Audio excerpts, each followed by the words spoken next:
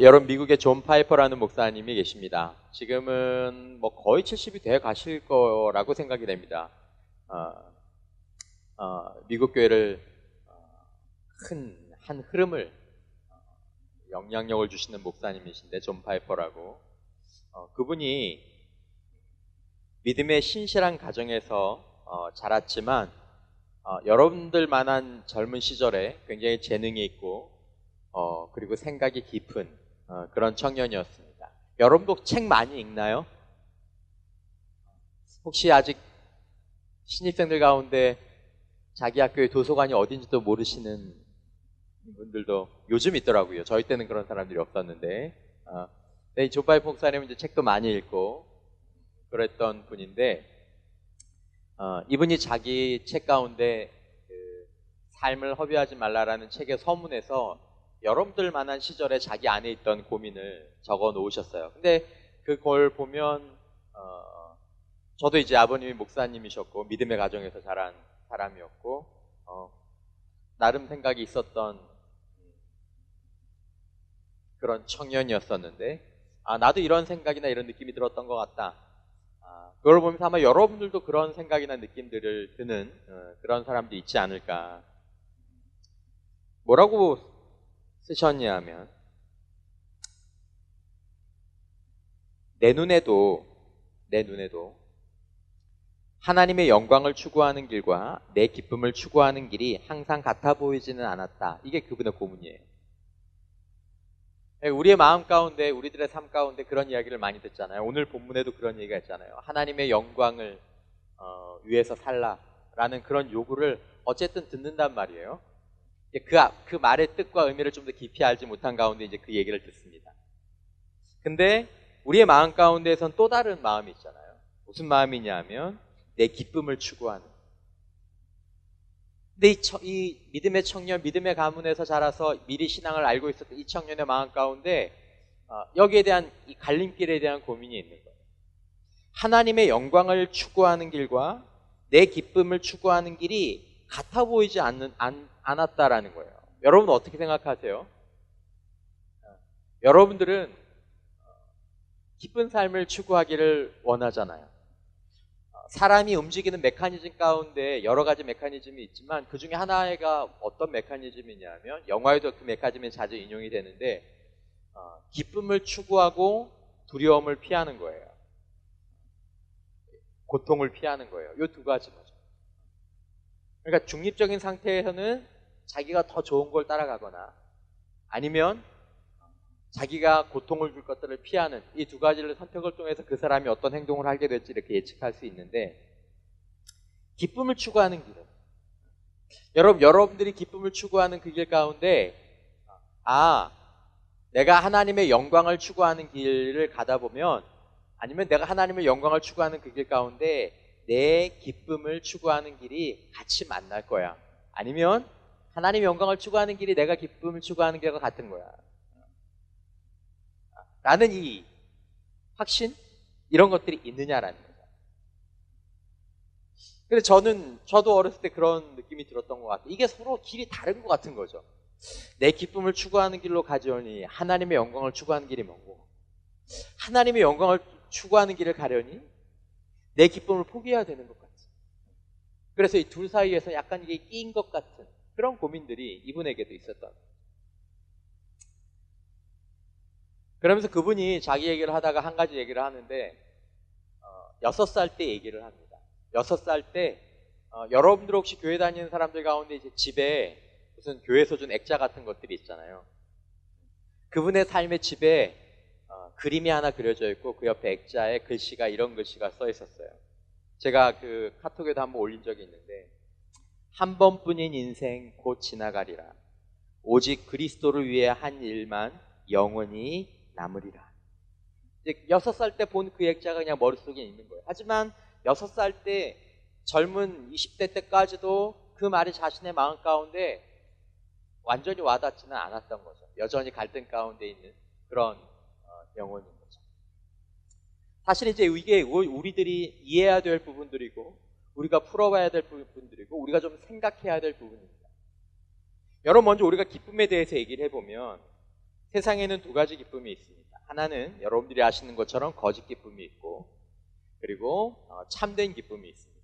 이 기쁨에 대한 두 가지를 분명히 여러분들이 이해하셔야 합니다. 여러분들의 삶에도 거짓 기쁨이 있고 참된 기쁨이 있습니다. 뭐 대표적인 거짓 기쁨은 우리의 어떤 쾌락이나 중독을 추구하는 거죠. 요즘 그 뉴스에 많이 나오는 젊은 자매, 회장님의 집에서 쭉 자라서 할아버지가 돈이 많아서 막 마약도 할 수 있고 마음대로 술도 먹을 수 있고 그 행동을 하는 동안 그의 마음 가운데에서 기쁨이 있었겠지만 사실 그건 그 사람을 파괴하게 되는 거짓된 기쁨인 거죠. 이제 파괴되었어요. 채 20살 중반밖에 되지 않은 여자 자매가 아니면 형제들이 조금씩 해서 파괴되는 거죠. 거짓 기쁨은 사람을 파괴합니다. 참된 기쁨이 있어요. 반면에 참된 기쁨이 있습니다. 근데 우리는, 여러분들 세대는 조금 더 기술이 발전되고 원하는 것들을 금방금방 얻는 것들이 약간 중독되어 있기 때문에 무엇인가를 어렵게 얻는 것은 기쁨이 아니라고 생각합니다. 그러나 여러분, 모든 참된 기쁨은 항상 수고와 대가를 통해서 얻어집니다.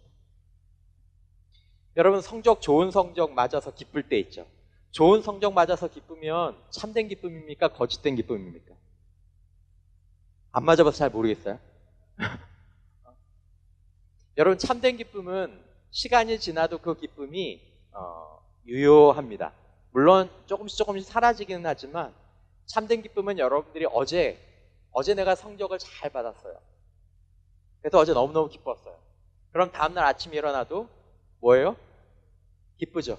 아씨 뭐야, 성적 받았어, 잘 받았어, 짜증나, 이런 거 아니잖아요. 거짓된 기쁨은 그래요. 오늘 저녁에 아무리 내가 와 진짜 천국은 저기 있는 게 아니라 여기가 천국이야, 우리가 천국이야, 자 뭐 놀리는 건 아닙니다. 미아요, 죽자, 오늘 죽자, 와. 그리고 죽었어요, 밤에. 그리고 다음날 아침에 부활해 보니까 마음 가운데 어제 그 천국의 기쁨은 없고 몸과 마음과 영혼까지도 하는 기쁜 한숨, 초췌해진 몰골, 빈지갑, 뭐 이런 것들이 이제 내 삶 가운데 있는 거죠. 여러분 가운데 운동을 잘하는 친구들 있을 거예요. 운동 어느 수준까지 올릴 때 쉬운가요, 어려운가요? 어렵죠. 여러분 가운데서 저도 지난 몇 주 전에 형제들하고 아침에 공을 찼는데 잘 차더라고요. 공 진짜 잘 차더라고요. 그렇게 차기까지 그 친구들이 얼마나 공을 찼겠어요. 얼마나 많은 시간들을 공을 찼겠어요. 그렇게 재밌게 공을 찰 때까지. 함께 공 차는 즐거움, 참된 기쁨에 해당하는 것들이죠. 여기서 연주하는 것들 너무너무 멋있잖아요. 좋은 것들. 이 자매들이, 이 형제들이 이렇게 할 때까지 얼마나 많은 시간들과 수고와 눈물과 인내와. 저도 어릴 때 피아노를 바이엘 치다가 엄마가 때리는데도 나네! 그리고 그만뒀거든요.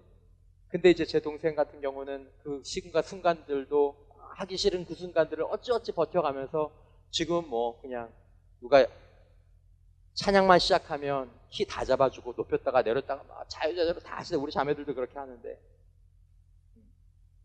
그때는 뭔가 힘든 시간들을 지나고 나서 참된 기쁨들이 얻어지는 거죠. 행복한 부부관계, 누구 만나서 한 방에 이루어지는 게 아니라 행복한 부부관계는 오랜 시간 서로 참고 인내하고 알아가는 가운데 어느덧 우리 둘이 너무 좋은 부부가 되었습니다 라고 얘기할 수 있는 거죠. 좋은 친구관계, 여러분 한 방에 됩니까? 여러분 좋은 친구들, 자매들 좋은 친구들 한 방에 됩니까? 중학교, 고등학교 때부터 그렇게 싸웠다가 헤어졌다가 기집애 너 같은 애하고는 다시 안 놀아 했다가 다시 전화해서 너밖에 없어라고 했다가 뭐 미안해하고 나 모르겠어, 좀 여자는 모르겠어요. 그 6년, 7년의 그 관계를 뒤집을 수 있을 만한 관계가 하루아침에 생기나요? 거기에 쌓인 것들, 여러분, 정말 아름답고 참된 것들은 다 그렇게 이루어지는 것이죠. 생각해보면 이렇게 빠른 세대를 살아가고 있지만 진정하고 참된 것들은 완전히 다는 아닐 수 있겠지만 여러분, 거의 다 큰 수고와 희생을 통해서 얻어지는 것입니다. 그게 진정한 기쁨이죠. 그러므로 여러분들과 제가 기쁨에 대해서 생각할 때 지금 기쁘지 않다고 해서 이것이 내 삶 가운데서 기쁨이 아니라고 생각하는 건 큰 착각인 거죠. 그러니까 지금 기쁘지 않은 것들을 하지 않으려고 하고 그냥 지금 기쁜 것만 추구하게 되면 거짓 기쁨에 중독되고 그 사람은 빠져나올 수 없는 인생의 아무 의미와 보람도 느끼지 못하고 자신의 삶을 마감할 수밖에 없는 거죠. 진정한 기쁨은 오늘 우리의 수고 가운데 뭔가가 있을 수 있다는 것입니다. 화면에 나오지 않지만 요한복음 15장 11절에 예수님께서 제자들에게 이렇게 말씀하셨습니다. 내가 이것을 너희에게 이름은 내 기쁨이 누구의 기쁨이요?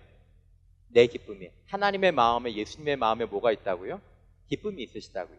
내 기쁨이 너희 안에 있어 너희 기쁨을 충만하게 하려 함이라. 기독교는 기쁨을 추구하는 종교입니다. 보통 사람의 기쁨이 아니라 주님 안에 있는 기쁨.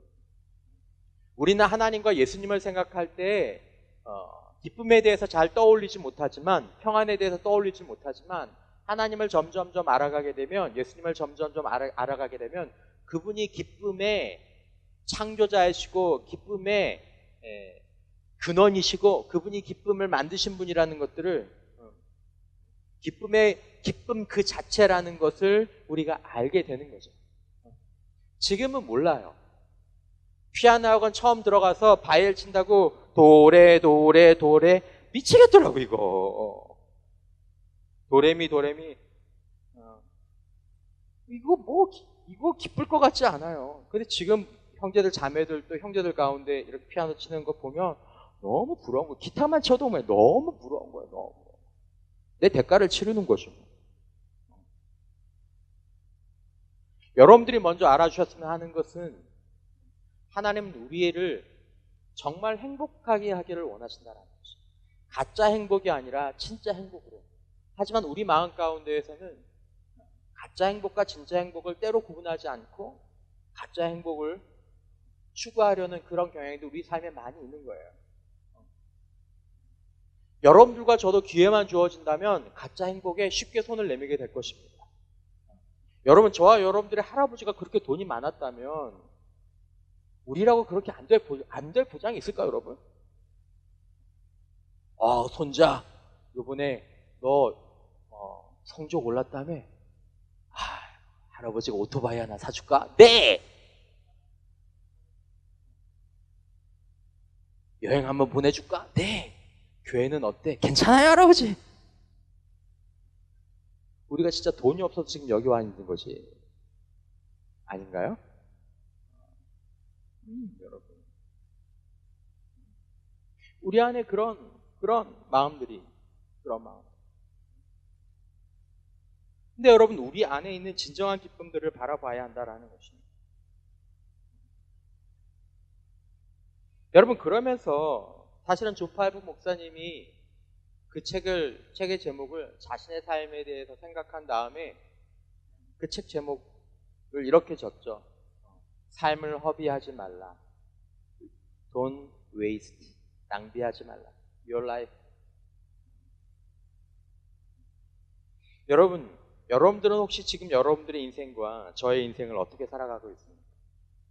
낭비하고 있지 않습니까? 허비하고 있지 않습니까? 그 뒤에 앉아있으면서 잠깐 여러분들을 보면서 그런 생각을 들었어요. 참 예쁜 나이. 근데 여러분, 이 나이가 지나가고 있어요. 이 짧은 봄, 내일 비 온대요. 벚꽃 다질 것 같아요. 아멘? 너 여자친구 없구나. 남자친구 없어요? 그 얘기도 좀 이따 해요. 네. 곧 봄이 지나고 가을이 지나고 1학년이 지나고 2학년이 지나고 4학년들이 지금 신입생들 보면 의자에 기대고 앉아서 좋을 때다. 그렇다니까요, 여러분. 내가 여러분들 봐도 그런 생각이 드는 거죠. 여러분들 들어보셨을 거예요. 허비한다. 인생을 허비한다. 라는 것이 무엇일까? 여러분, 삶을 굉장히 치밀하고 계획적으로 열정적으로 살아가더라도 삶을 허비할 수 있습니다. 여러분, 쾌락을 추구할 때도 굉장히 열정적으로 치밀하고 계획적으로 추구할 수도 있는 거죠. 삶을 허비하는 최악의 방법은 무엇이냐면 바로 목적 없이, 그리고 목적이 있더라도 바른 목적 없이 살아가는 것이 삶을 허비하는 것이라고 생각합니다. 그러니까 누군가 지금 삶을 허비하고 있다는 것은 그 사람이 사는 지금의 현재의 삶 가운데 목적이 없는 거예요. 여러분들의 인생의 목적은 무엇인지 생각해 보셔야 하는 거죠. 그리고 목적이 있다고 하더라도 바른 목적이 없는 거예요. 요즘 한참 논란이 되고 있는 젊은 사람들, 그 친구들이 갖고 있는 그 목적이 있었어요. 근데 그 목적이 끔찍한 목적이었어요. 끔찍한 목적이었어요. 여러분, 우리가 목적을 향해서 나아가고 있지 않다면 우리 모두 삶을 허비하고 있는 것입니다.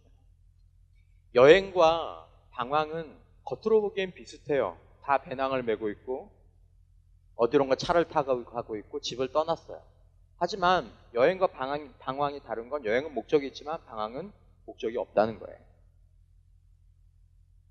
여러분, 이것은 젊은 여러분들 세대에 지금 당장 오늘을 살고 내 앞을 보고 있는, 발 밑만 보고 있는 여러분들에게는 조금 더 먼 얘기일 수도 있지만 저는 이 설교를 준비하면서 여러분들이 언젠가 이 설교를, 아니면 여기서 말한 핵심적인 내용을 하나님께서 떠올려 주실 수 있기를 바라는 마음으로 이 설교를 준비했었습니다.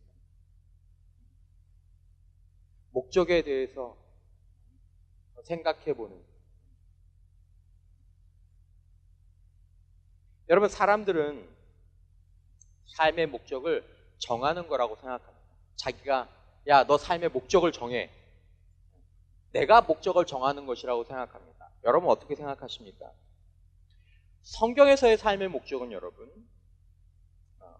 내가 정하는 것이 아니라 성경에서의 삶의 목적은 깨닫고 발견하는 것입니다. 삶의 목적은 이미 어떤 존재가 시작될 때 주어지는 것이기 때문입니다. 존재와 함께 목적은 이미 주어지는 것입니다. 여러분, 존재하는 모든 사물은 다 목적이 있습니다. 여기는 건반, 여러분 아주 공들여서 만들었죠? 이 건반에 목적이 있는 거예요. 이 건반의 목적이 뭐죠?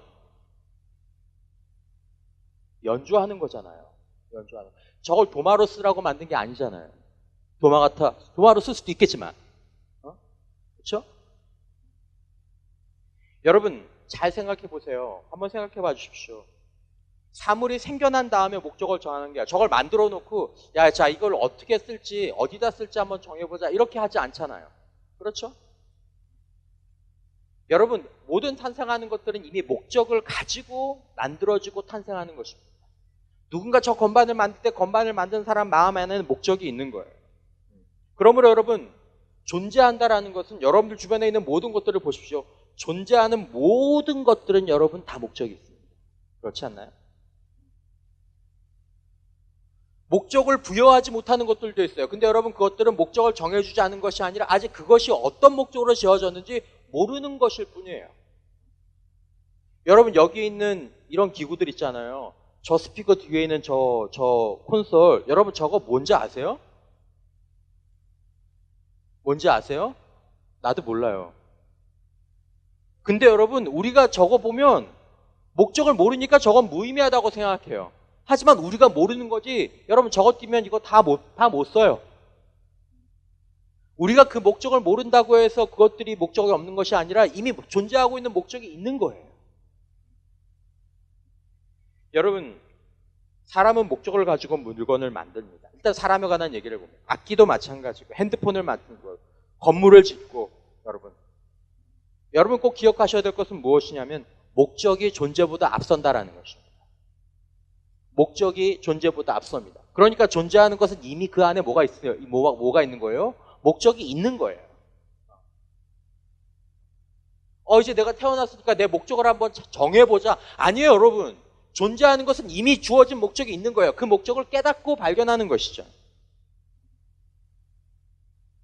여러분 놀랍게도 여러분 이건 정말 놀라운 일인데 여러분들이 주변의 모든 존재하는 것들을 보면서 아 저것들은 다 목적이 있구나라고 인정하는 것들은 쉽습니다. 근데 놀라운 건 말이죠 여러분. 여러분들 자신을 보면서 이렇게 예쁘고 이렇게 똑똑하고 이렇게 치밀하고 이렇게 정교하고 여러분 기술이 이렇게 많이 발전을 됐지만 사람의 눈을 만들어 못 내요. 눈이 뭐예요 여러분? 사람의 힘줄. 요 얼마 전에 그 큰 병원들에서 난리가 났던 적이 있어요. 뭐 때문에 난리가 났었냐면 아이들 수술할 때 쓰는 어떤 실 같은 게 있는데 그게 사람이 힘줄하고 비슷한 한 회사에서만 만드는 거예요. 제일 유사한. 그거 하나를 제대로 못 만들어서 그거 수입 못 해가지고 아무도 그 수술을 못하는 것 때문에 정말 위험했던 그런 일이 있었어요.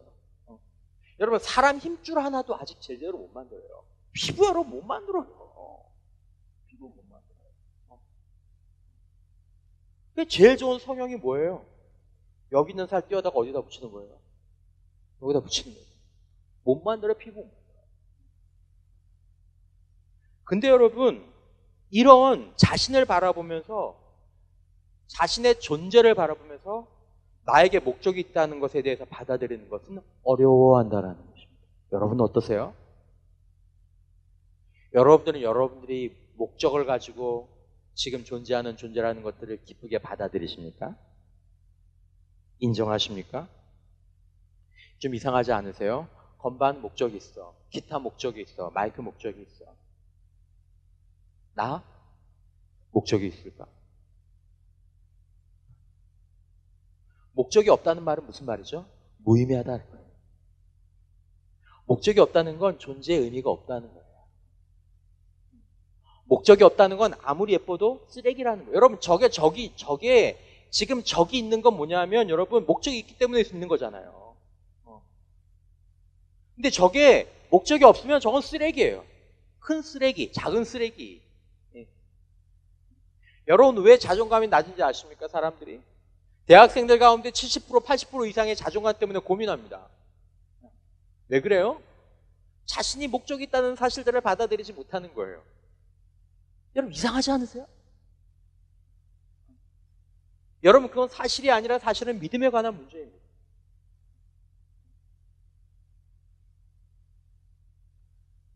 여러분 성경에 보면 피조물들 가운데에서 꽃 예쁘죠. 나무 아름답죠. 저 오늘 교사 선생님들하고 3년 동안 못 갔던 교사 단합회를 잠깐 갔다 왔는데 여러분 벚꽃 보고 있어. 벚꽃 진짜 많이 피었다. 못 봤죠? 진짜 예쁘다. 근데 여러분 그런 모든 피조물들보다 하나님께서 오직 사람만을 하나님의 형상을 따라 지으셨어요. 사람만 하나님의 형상을 따라. 그것은 무엇이냐면 하나님과 유사하게 지었다라는 거예요. 인간만. 그러니까 여러분 인간이 하는 걸 보세요. 인간만이 하나님처럼 무엇인가를 창조해내요. 무에서 유를 창조하는 것은 아니지만 거의 무에서 유를 만들어낸다고 볼 수 있을 만큼 놀라운 능력들을 여러분들에게 보여주고 지금 여러분들 주변에 있는 거예요. 이게 하나님의 형상을 따라 만들어진 결과로 인해서 이런 능력이 나타났다고 성경이 우리들에게 얘기해 주고 있는 거예요. 그래서 여러분 인간은 목적을 가지고 활동하고 사물을 창조합니다. 인간이 만들어낸 모든 것은 다 목적이 있어요. 그러면서도 그것들을 만들어내면서도 정작 안타까운 건 자신이 목적을 가지고 지어진 존재라는 사실을 믿는 데에는 자신이 없는 거예요. 이게 큰일입니다. 그 유명한 음악가가, 그 멋지는 작가가, 그 노래 잘 부르는 가수가, 그렇게 재능 있는 연예인이 자신은 목적을 가지고 많은 것들을 만들어내면 정작 나 자신에 대한 목적을 받아들이지 못하기 때문에 자신을 무의미한 존재로, 자신을 쓰레기로 이해하고 안타까운 일들이 그렇게 벌어져요. 목적은 존재에 앞섭니다. 존재하는 모든 것은 목적이 있습니다. 그러므로 여러분, 우리의 인생은 목적을 향해서 흘러가게 됩니다. 오늘 설교의 제목이 삶은 목적을 향해서 흐르게 되는데, 이 목적을 발견하지 못한 인생, 목적이 왔다 갔다 하는 인생, 다른 목적을 가지고 있지 못한 인생은 도달하지 못하는 인생, 어딘가 도달해도 허무한 인생이 됩니다. 목적은 무섭습니다. 사람의 재능이 어떤 목적을 향해서 사용되느냐에 따라서 선인이 될 수 있고 악인이 될 수도 있고 영웅이 될 수도 있고 역적이 될 수도 있고. 여러분 한번 돌아보십시오. 지난 한 주 여러분들은 어떤 목적을 향해서 살았습니까? 무엇을 했느냐라고 묻는 것이 아닙니다. 너 뭐 했어? 라고 묻는 게 아니라 어떤 목적을 가지고 살았느냐라는 것입니다. 여러분들의 목적은 무엇입니까? 여러분, 인간 존재에 비유하자면 제 핸드폰 모 회사의 9 플러스, 나보다 진석이가 더 한 단계 위에 핸드폰을 최근에 구입해서 나를 누르셨는데, 여러분 요즘 구부린 핸드폰 나왔잖아요. 여러분, 나에 비하면 구부리는 핸드폰, 뭐 미래의 투명한 핸드폰, 여러분 세상에 어떤 피조물, 인간이 만든 어떤 세상, 어떤 기계보다 탁월한 것이 바로 인간인데, 여러분 인간이 목적이 없겠냐라는 것입니다. 여러분, 오늘 본문에 여러분들이 다시 한번 보면, 여러분 본문 19절 말씀해 보면, 너희 몸은 너희가 하나님께로부터 받은 바. 이게 무슨 말이에요? 너희 몸은 하나님이 지으셨다라는 것입니다. 인간은 하나님이 지으셨다는 것입니다. 곧 목적의 존재에 앞서기 때문에 하나님이 지으셨다라는 것은 그 존재 자체부터 목적을 가지고 지으셨다라는 거예요. 여러분, 이거는 S회사 제품입니다. 이거는 A회사 제품입니다. 나는 누구 제품입니까? 나는 누구 제품입니까? 여러분 기억하십시오. 이건 S, 이건 A. 나는 made by God, made in heaven. 여러분, 아직도 모르시겠습니까? 목사님 알아요. 이거 S사 알아요. 이거 A사 알아요. 그럼 나 아직 모르겠어요. 모르시겠어요?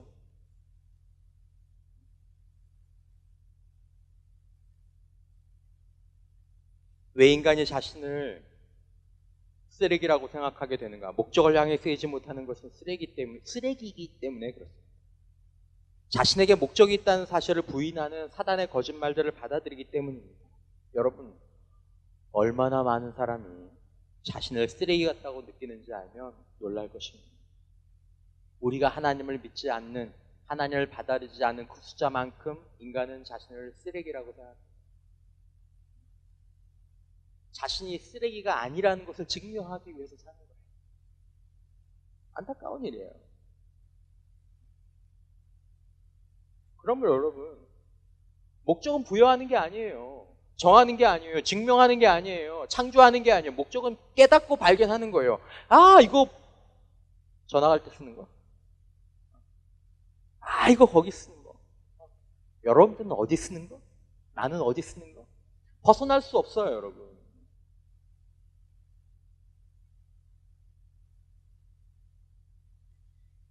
여러분, 우리는 하나님이 지으셨기 때문에 하나님의 것입니다. 우리의 주인은 좋건 싫건 하나님이십니다. 이 말에도 약간 늘 거부감이 있어요. 나의 주인이 하나님이시다. 약간의 거부감이 있어요.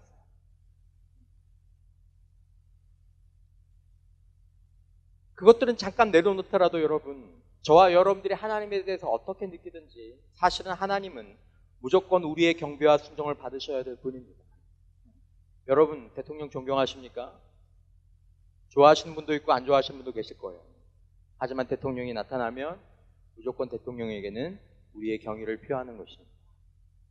하물며 여러분, 하나님이 계시다면 우리의 마음에 들던 들지 않던 하나님께는 마땅히 경배와 순종을 올리는 것이 만들어진 바 피조물의 의무이고. 근데 여러분, 놀라운 것은 다시 한번 우리가 기억해야 될 성경의 말씀은 무엇이냐면, 하나님은 자신의 피조물을 대상으로 만들지 않으셨다는 거예요. 인간이 이걸 만들 땐 대상으로 만듭니다. 팔려고 만드는 거예요. 하나님이 저와 여러분을 만들 때 팔려고 만드셨을까요? 성경이 뭐라고 얘기합니까? 하나님은 자신의 피조물을 사랑의 대상으로 지으셨어요. 사랑의 대상으로. 여러분, 인간은 하나님께 물건이 아니라 사랑의 대상이에요. 성경 창세기부터 요한계시록까지 모든 것이 증거하는 것은 뭐냐면, 너는 내 사랑이다라는 것이죠. 나는 하나님의 사랑이다라는 것이죠. 여러분, 하나님을 체험한 사람은 모두 압도적인 두려움에 굴복할 수밖에 없었지만, 그 하나님이 나를 사랑하기 위해 지으셨고 지금도 사랑하고 죽음 이후에도 우리를 영원히 사랑하시려고 우리를 창조하신 분이시다라는 것입니다. 성경은 뭐라고 얘기합니까? 살아계신 이 하나님께서 로마서 5장 8절 우리 같이 한번 읽어보도록 하겠습니다. 시작. 우리가 아직 죄인 되었을 때에 그리스도께서 우리를 위하여 죽으심으로 하나님께서 우리에 대한 자기의 사랑을 확증하셨느니라. 살아계신 하나님이 인간을 사랑하시되 죽기까지 사랑하셨다라는 것입니다. 왜 그리스도께서 우리를 위해서 죽으셨는데 이것이 하나님께서 우리에 대한 자기의 사랑을 확증하신, 이게 무슨 말이죠? 나 너 이만큼 사랑한다. 왜 이 확증이 됩니까? 왜냐하면 예수께서 하나님의 유일한 아들이시기 때문에 그렇습니다. 성자 예수님, 성자 하나님, 자신의 하나밖에 없는 독생자, 하나님의 가장 귀한 것을 우리를 위해서 내어주셨기 때문에 여러분 인생 가운데 가장 중요하고 가장 소중한 것이 무엇입니까, 여러분? 그걸 내어줄 수 있는 사람이 있다면 그 사람을 여러분들이 사랑하는 것입니다. 부모가 되면 자식을 위해서 자신의 인생 가운데 가장 소중한 것을 내어줄 수 있습니다. 그걸 보면서 뭘 하는 거예요? 아, 저 사람은 저 부모는 저 아이를 사랑하는구나. 누군가 잠깐이라도 연애하면서 남자가 여자를 사랑하고 여자가 남자를 사랑할 때 그 사랑의 비율은 정확하게 그가 희생하는 비율과 같습니다. 제가 옛날에 아내와 교제할 때, 웃지 마세요. 학교에서 제 아내 집이 청량리 쪽이었거든요. 가는데 한 1시간 걸려요. 1시간. 제가 아내 집에 갈 때 1시간 가서 데려다 줬습니다. 많이 데려다 줬습니다. 그리고 한 번은 그런 적도 있었나요? 내 기억이 있었던 것 같은데, 그럼 아내가 또 저를 데려다 줍니다. 그럼 나는 또 데려다 주고. 왜 이런,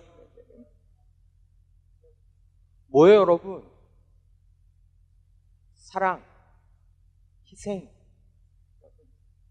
하나님이 나를 사랑하세요. 잘 모르겠죠? 하나님 우리를 사랑하세요. 잘 모르겠죠? 뭘 보면 알아요? 십자가를 보면 알아요. 그냥 말이 아니라 십자가를 바라봐요. 하나님의 한 분뿐인 그리스도께서 우리를 위하여 죽으심으로 우리에 대한 자기의 사랑을 확증하셨느니라. 왜 죽으셨죠? 요한복음 1장 12절에서 13절 말씀, 영접하는 자 곧 그 이름을 믿는 자들에게는 하나님의 자녀가 되는 권세를 주셨으니, 뭐 삼기 위해서요? 자녀 삼기 위해서. 아들 삼고 딸 삼고 잃어버린 아들 잃어버린 딸들을 회복하기 위해서. 팔려고도 한 게 아니에요. 부려먹으려고 한 게 아니라 아들 삼고 딸 삼으려고. 이 하나님의 마음인 거예요. 우리를 향한 살아계신 하나님의 마음, 우리를 지으신 하나님의 마음, 나를 지으신 하나님의 마음. 성경은 이 얘기를 해요. 이 얘기만 해요.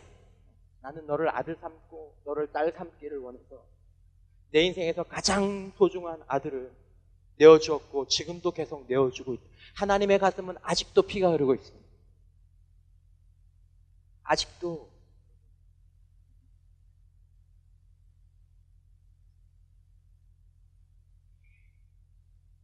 내가 왜 이런 삶을 살아야 할까? 여러분, 이것은 조금 어려운 얘기일 수 있겠지만 내가 존재하는 목적은, 현재 내가 삶을 살아가는 목적은 어떤 용도에서 나오는 게 아니라 관계에서 나옵니다. 좀 쉽게 말하면 제가 어렸을 때가 아니라 제가 군대에 있을 때 청년들 가운데에서 삶에 대해서 회의하는 청년들이 좀 있었어요. 군대에서 여러분 또래 형제들 가운데에서 자신이 무가치하다고 해서 뭐 자살해야지 이런 생각들 하는 형제들이 있었거든요. 그때는 자신이 살아야 될 목적이 없는 거예요. 아무리 네가 가치 있다고 해줘도 살아야 될 이유가 없는 거예요. 근데 그 형제들이 한 고비를 넘기고 나중에 5년이 되고 10년이 돼서 지금 열심히 살아요. 무지무지하게 열심히 살아요. 왜요? 누군가의 남편이 되었고 자기가 사랑하는 아들이 있고 자기가 사랑하는 딸이 있어요. 그걸 위해서 사는 거예요. 목적은 용도에 있는 게 아니라 목적은 그 사람의 관계에서 나옵니다. 내 삶의 목적은 관계가 있는 사람에게 자신의 삶의 목적이 있는 거예요. 그러므로 여러분들의 인생 가운데서 관계가 희박한 사람들은 당연히 목적 있는 삶이 희박하게 되어 있습니다. 살아야 될 이유가 없는 거예요. 살아야 될 필요가 없는 거예요. 이것을 그나마 가장 비슷하게 보여주는 게 뭐냐면 사람들 간의 사랑이에요. 삶에 핏기가 없던 아들들, 딸들 보면 얼굴이 막 어둡고 잿빛이었던 아들들, 그런 딸들이 어느 날 사랑을 하기 시작하면 막 삶의 활기가 넘쳐요. 죽으라 그래도 안 죽을 것 같아요. 왜요? 관계가 생겼잖아요. 내가 사랑하는 사람이. 사랑해서 좋은 게 있나요, 여러분? 이런 말하면 좀 심한가? 여러분, 사랑하면 드는 건 시간밖에 없어요. 나 집사람 데려다 준 시간, 그거 공부했으면,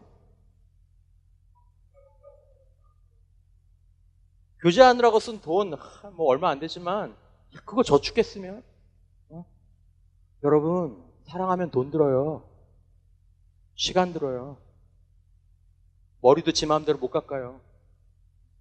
옷도 자기 마음대로 못 깎아요. 야, 너 옷 이상해. 그래. 친구도 자기 마음대로 못 만나요. 시간도 내 시간이 아니에요. 그래도 그것들을 희생이라고 생각하지 않고 뭐라고 생각해요? 기쁨이라고 생각해요. 관계가 그렇게 만듭니다. 사랑이 그렇게 만듭니다.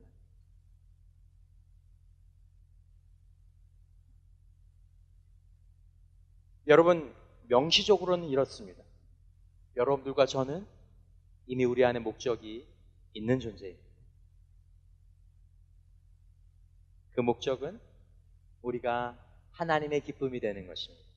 하나님의 영광을 위해 사는 것입니다. 놀라운 것은 여러분, 하나님의 사랑을 알고 내가 하나님의 아들이 되고 하나님의 딸이 되어서 나를 지으신 그 영광스러운 하나님과 함께 하나님의 기쁨이 되는 삶에 내 시간을 드리고 내 인생을 드리고 내 삶을 드릴 때 우리 안에 놀라운 기쁨들이 올라오게 된다. 시간 들어요. 세상 친구들 못 만날 때도 있어요. 내가 하고 싶은 거 포기할 때도 있어요. 그러나 여러분, 하나님의 사랑을 알게 되면, 그것들을 깨닫게 되면 그것들 별로 중요하지 않아요. 몇 년 동안 만났던 친구, 미안해 나 교제 시작해서 이제 이 자매하고 좀 더 있어야 되겠어? 아니면 이 형제하고 좀 더 있어야 되겠어? 옛날엔 아침에 일찍 안 일어났는데 이젠 형제 자매 보러 아침에 일찍 또 일어나고 공부도 안 했는데 공부도 하고 삶이 바뀌어요. 그것이 기쁨이에요, 여러분. 인생의 진짜 기쁨은 여러분 받고 취하는 데 있는 것이 아니라 의미 있는 목적을 위해서 희생할 때 나오는 거예요. 여러분, 하나님께서 저와 여러분들 가운데 말씀하십니다. 성경에서 여러 곳에서 말씀하십니다. 저와 여러분들은 하나님의 목적이 담겨있는, 하나님의 사인이 담겨있는, 여러분 DNA 아시잖아요. 이것이 하나님의 사인, 고유한 사인, 이성표. 영원 전부터 영원 후에도 여러분 나와 같은 사람은 단 한 명도 없어요. 나예요. 하나님 앞에서 이성표는 딱 한 명이에요. 우리 DNA. 놀랍게 딱 하나의 작품밖에 없는.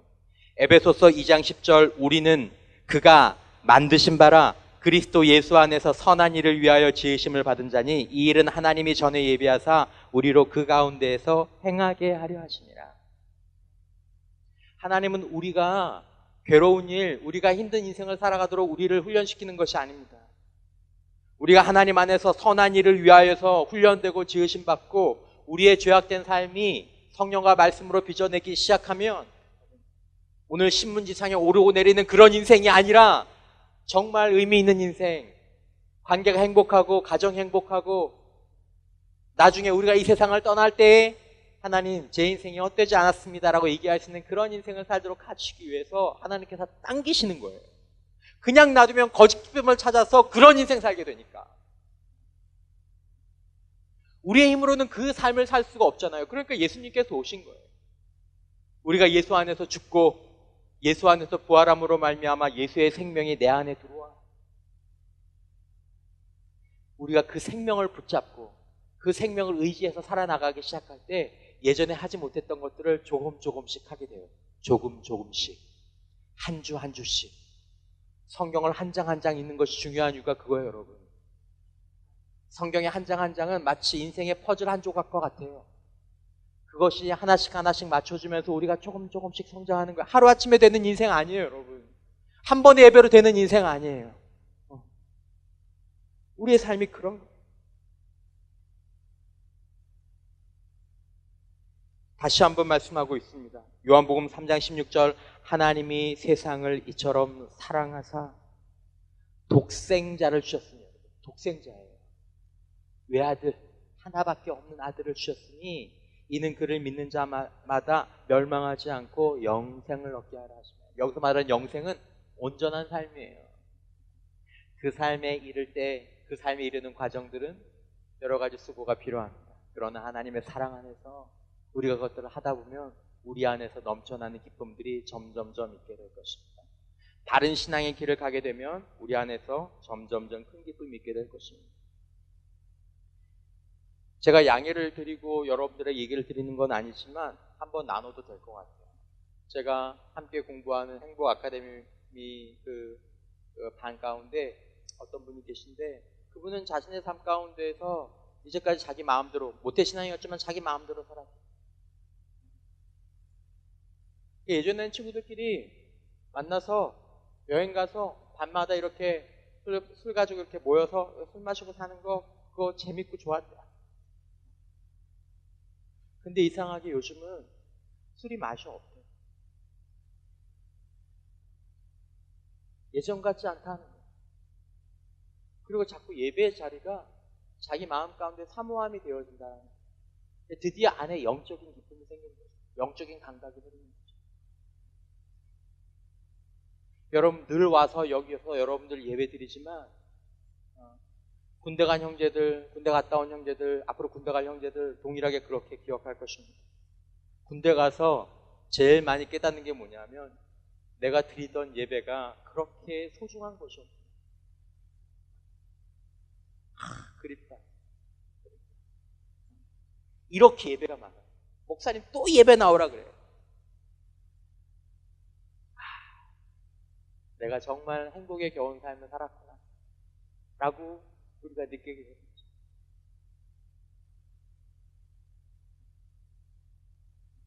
여러분 다시 한번 요한복음 1장 12절의 말씀을 기억하십시오. 영접하는 자 곧 그 이름을 믿는 자들에게는 하나님의 자녀가 되는 권세를 주셨다고 말씀하셨습니다. 여러분 가운데 혹시 예수님을 영접하지 않으신 분들이 계십니까? 하나님, 저도 제 인생에 이렇게 존재하는 걸 보니 목적이 있다는 걸 제가 인정하겠습니다. 저도 그 목적대로 살면서 저에게 준비된 그 기쁨을 맛보는 인생 되기를 원합니다. 예수님, 내 마음 가운데 오셔서 내 마음 가운데 들어오셔서 저를 하나님의 아들로, 하나님의 딸로 살아갈 수 있도록 하나님 도와주십시오. 여러분, 이렇게 고백하지 않으신 사람이 있다면 고백하십시오. 그리고 이 권세가 한번 주어지면 이 권세는 영원히 여러분들과 저의 것이 됩니다. 하지만 진지해야 합니다. 정말 예수님을 나의 구원자로, 예수님을 나의 주로, 하나님, 저는 이제 하나님의 겁니다. 하나님 더 알고, 하나님 더 사랑할 수 있도록 저에게 하나님을 보여주세요. 저도 하나님을 만나는 자리, 하나님을 기억하는 자리로 나오겠습니다. 마치 낯설었던 남자 여자가 한 번, 두 번 만남의 관계를 지속하면서 서로에게 갖고 있던 좋은 점들을 바라보면서 사랑으로 나아가는 것처럼 하나님과 자주 만날수록 우리는 하나님의 놀라우심과 아름다우심과 깊이를 깨닫게 되는 것입니다. 목사가 된 저도 지금도 새롭게 하나님을 조금씩 더 이 말씀을 더 알아가고 있습니다. 저는 여러분도 그럴 것이라고 생각합니다.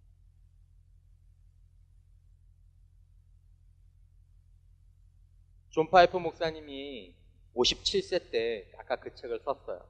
삶을 허비하지 말라. 그 책을 서문에서 자기가 57세라고 얘기를 하시더라고요.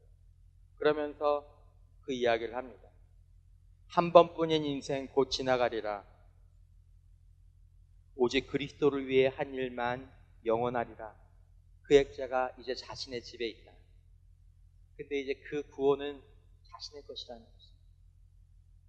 여러분들의 인생의 목적은 무엇입니까?